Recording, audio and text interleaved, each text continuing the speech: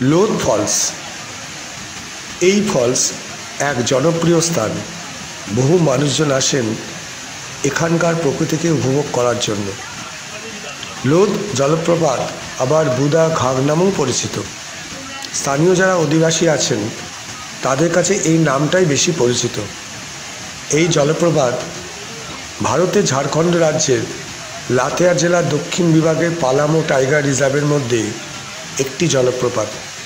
এটি ঝাড়খণ্ডের সর্বোচ্চ জলপ্রপাত এবং ভারতের 21তম সর্বোচ্চ জলপ্রপাত। এটি ছোটনাগপুর মালভূমির লাতেহার জেলার জঙ্গলে গভীর বুড়াহা নদীর উপর অবস্থিত।